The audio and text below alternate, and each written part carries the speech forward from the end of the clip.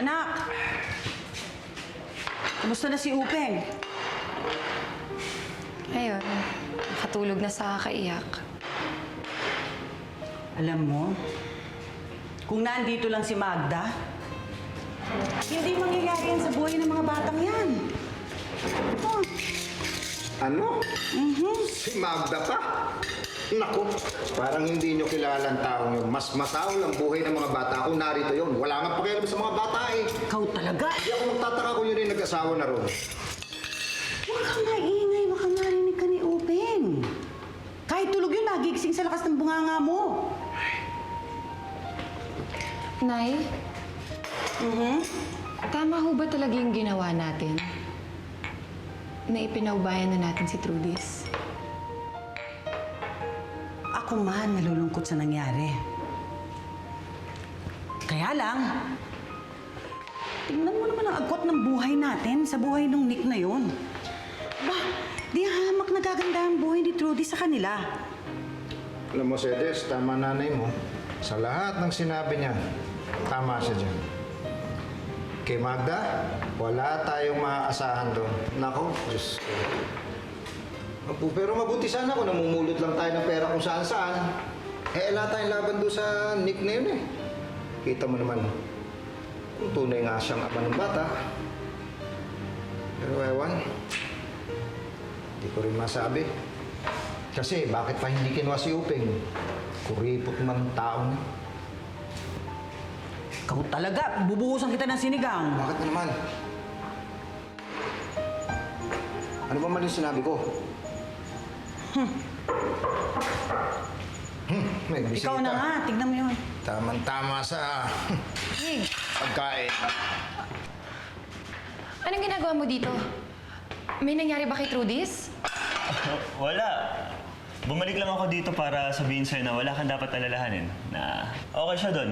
Na wala kang dapat alalahanin. Ang ibig ko hong sabihin wala ho dapat kayong alalahanin. Nasa mabuting kalagayan naman ho si Trudis. Sinusuguro ko po yan. Kahit ako pa ho mismo yung maging tagabantay niyo doon sa mansyon. Salamat. Mo? Oh? Oh. Pasensya mo na ng konti, anak, ha? Medyo hindi pa tapos pagandahin, ha? Opo, okay lang po.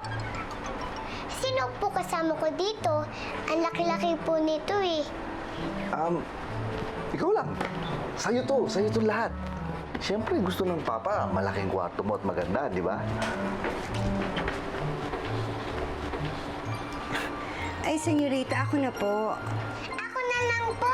Yan po palagi ko pong ginagawa po sa bahay namin. Anak, halika dito. Sa bahay ninyo, ginagawa mo yan, pero dito, wala ka ibang gagawin kundi maglaro. Sila ang gagawa lang lahat ng yan. Okay? Paano po yung batang masungit? Yung galit mo sa akin? Si Sugar, magiging mag-friends din kayo noon. Tingnan mo, ha? Anong gusto mong gawin ngayon? Kahit anong gusto mong gawin. Tsaka kahit anong gusto mo, bibigay ko. Talaga po?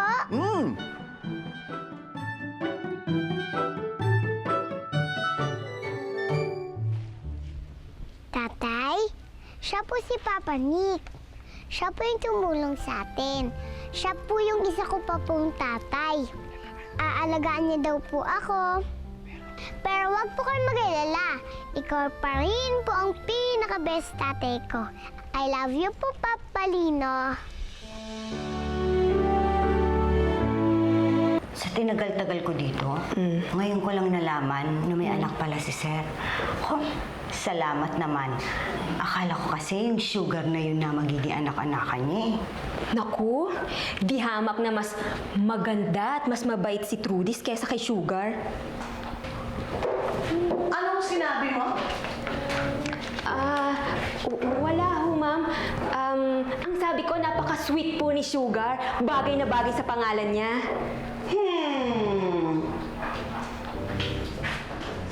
Chuser ang palakaka. ginagawa niyo dito? Tapos na ba kayo maglinis ng bakuran? Bakit puro makeup ang iniintindi niyo? Puro pagchichismisan? Tabi! Ang lalandi dito mga babaeng ito. Ma! Ito na nga ba yung sinasabi ko eh. Once Nick gets that kid, sa kanya na iikot yung mundo nun. Tingnan mo, imbis na pinag-shopping niya tayo ngayon. Nasaan? Kasama nung bata. Ito lang ang pinagtataka ko. Bakit nakuha niya kagad yung bata ng ganun kabilis? Ganun kadali? Well, hindi ako magtataka na yun talaga ang plinano nung nag-aalaga sa kanya. Siguro may kapalit na pera. At malamala na talagang yon ang trap nila kay Nick. Talagang kusa nilang ibinigay si Trudis para ano? Siyempre, para makahuthot ng mas maraming pera kay Nick. Aba! Hindi ako makakapayag, Ma! Kung akala nilang lahat na makakatagal yung batang yan dito, pues, they're wrong. They're so wrong. Naiisip mo ba kung ano ang iniisip ko?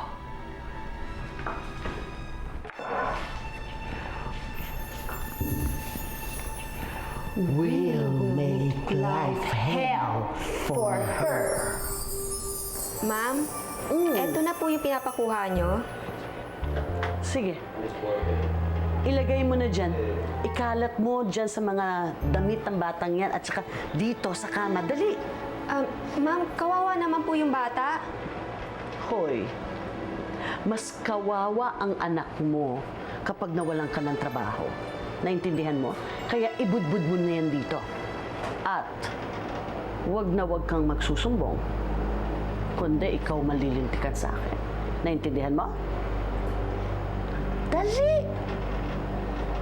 Dali!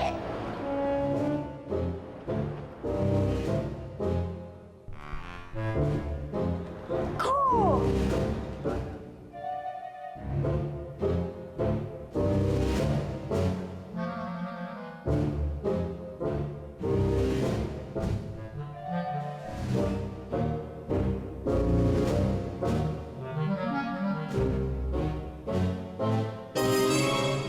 Hindi pa po ba tayo uuwi? Meron akong sorpresa sa'yo.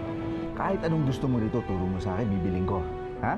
Alam mo, nagpaluto talaga ako para sa'yo, Trudis, para naman makabawi naman kami sa pag-welcome namin sa'yo.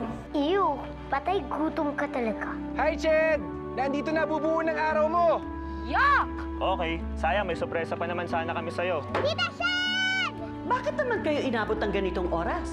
Sorry po, ayoko po kasi umuwi. Kung ikaw ang may kasalanan, dapat nadidisiplinahin kita.